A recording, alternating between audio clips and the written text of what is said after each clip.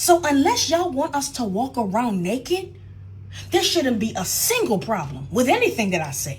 Hey, welcome back. Today, we are going to catch up with one of Fat Acceptance's most entitled influencers. Tora just said they closing their stores. Last week, Aruda said they closing theirs. The shit in Lane Bryant is still ugly and will forever be. So when y'all see me in that mall, up in Cap, Urban Outfitters, Aritzia, Aerie, and all y'all faves trying on the smalls, mediums, larges, and extra larges, I don't want to hear Jack Diddley squat about it.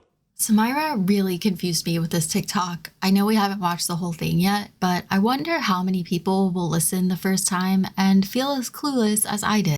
Because I really thought she was saying that people would somehow care that she was shopping in the same stores as them, but that is not actually what she's saying. Mind your business.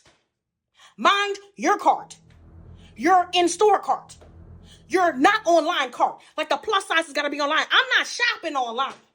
They could close all the stores they want. I'm not shopping. Y'all not making me spend Monopoly money at Fashion Nova. It's not happening. Not if you don't have to. So if you mad about it, if you mad that I'm about to be up in the same fitting rooms as you, then tell your favorite brands to make some plus sizes finally. Or stop getting rid of them. Because I don't care. Y'all will see me in the stores. Thanks. I think it's pretty fitting that she chose the Jaws theme song for this rant. And again, the first time I watched this, I was so confused. I was sitting here like, why does she think anyone would care that she's shopping in the same stores as them? I don't know why that would bother anybody. That's just how shopping works. I actually had to go to the comment section to make this make sense. And when I got there, I was blown away. This person commented, maybe it's a sign, basically implying if you're too big to buy clothes in the mall, maybe you should think about losing weight. Samira's reply, then I'm coming to the mall and trying on them smalls. Trying on the smalls, mediums, larges, and extra larges. I don't want to hear Jack Diddley squat about it.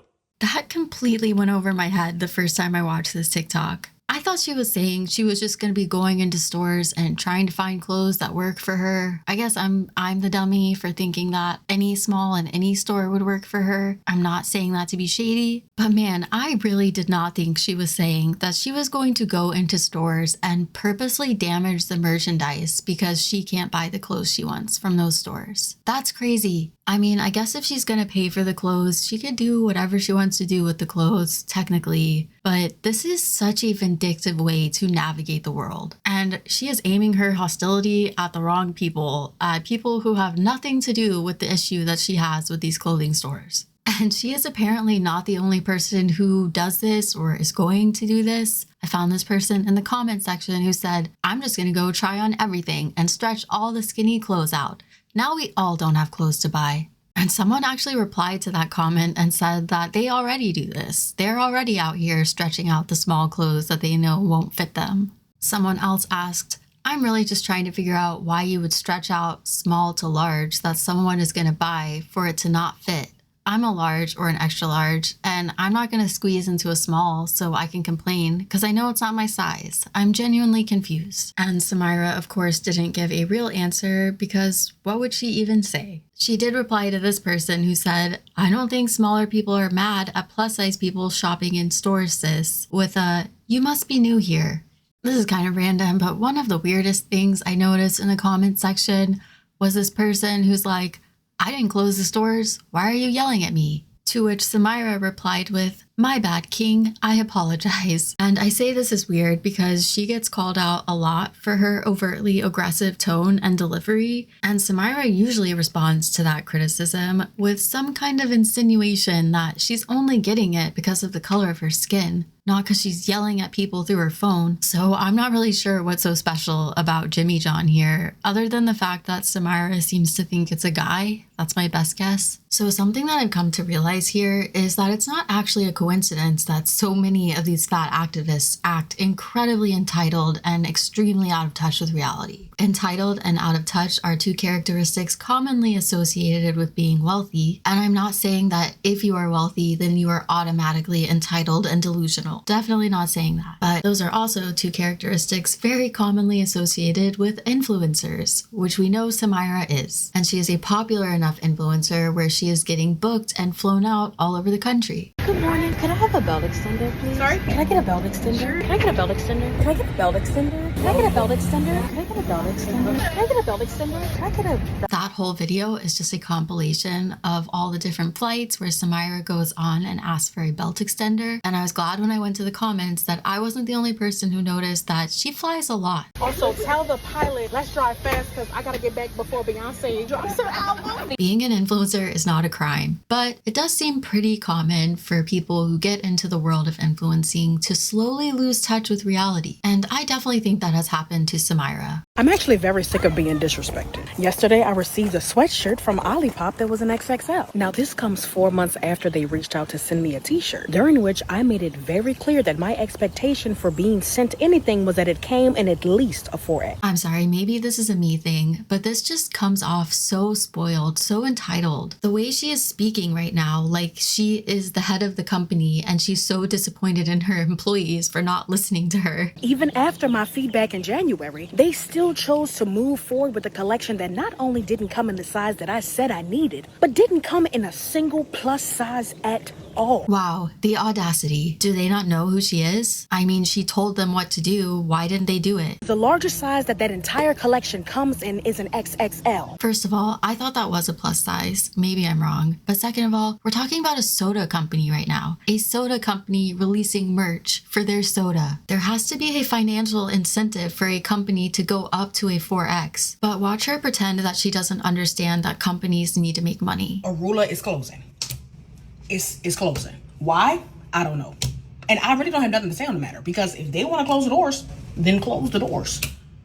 You know, like... Really, Samira? Did they want to close their doors? Do successful businesses just decide they're tired of being so successful and close the doors just to stick it to all the people who made them successful? Everything is not a personal attack, and especially when it's business, it's not a personal attack. But her whole brand means she has to perform this. She has to perform like she is being personally victimized by every clothing store in the world. Entire brands are disappearing.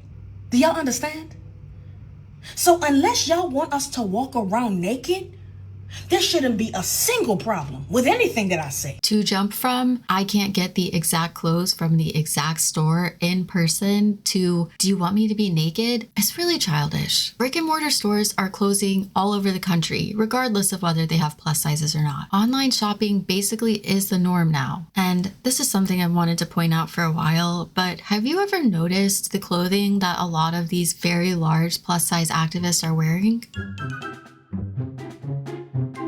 If you're not looking at the screen, I'm not going to describe every outfit, but basically, if you want to dress like a fairy, a princess, a tin man, a fluffy grape, you want to go to a red carpet event, you want to dress like a strawberry cheetah, you can. There are options for that at least go up to a 4X, which is actually pretty cool. I'm sure that's major progress from even 10 years ago. It just makes it so much more confusing and annoying to constantly hear this aggrieved status in relation to clothing. The same people who go off about how it's a privilege to be able to eat healthy seemingly go through more clothes in 1 year than I've ever gone through in my entire life. Lucky. We are going to end today with a weight loss progress, or rather the start of a weight loss progress. Welcome to the first episode of Hotter by Halloween. Some girls get summer bodies, but I'm out here building a spooky season sleigh. I sort of love this idea. I am also a lover of Halloween, and she might look kind of familiar because this is actually the former body positive advocate who decided she wanted to start losing weight. When she initially disclosed this to her audience, she was pretty vulnerable with them and shared that part of what prompted this decision was that it was becoming hard for her to wipe herself, to which she was met with some pretty infamous criticism. The real tea is that nobody likes a pick-me. Apparently, wanting to be able to wipe yourself makes you a pick-me bitch. I'm getting weight loss surgery on July 21st, and between now and then, I'm working on becoming hotter by Halloween. I appreciate that she is just owning the fact that a big motivating factor for her is to look better. I've been overweight since I was a little kid, and since then, I have been on every diet and exercise program under the sun, and I'm finally ready for Dr. Frankenstein to get in there and nip and tuck my tummy. But one thing about me that has never changed over the years is my love of Halloween and all things spooky. So this year, I'm making a promise to myself. I'm going to show up as the hottest, most empowered version of me me by Halloween. Not just thinner, not just smaller, but stronger, more confident, more in love with the life I'm finally building. So I'm also going to be checking in on her along with Ziolita. Hopefully we'll have good news to report on both of them. If you want to follow her yourself, she is Rosie Beam on TikTok and on Instagram. I'll put her name down in the comments. Thank you for making it all the way to the end if you are still here with me. Let me know your thoughts on what we talked about today down in the comments. If you enjoyed the video, give it a like and subscribe if you haven't already. It really helps the channel out a lot. Thank you so much for coming to hang out with me. I hope you're doing really well. Please take care and we will talk again soon.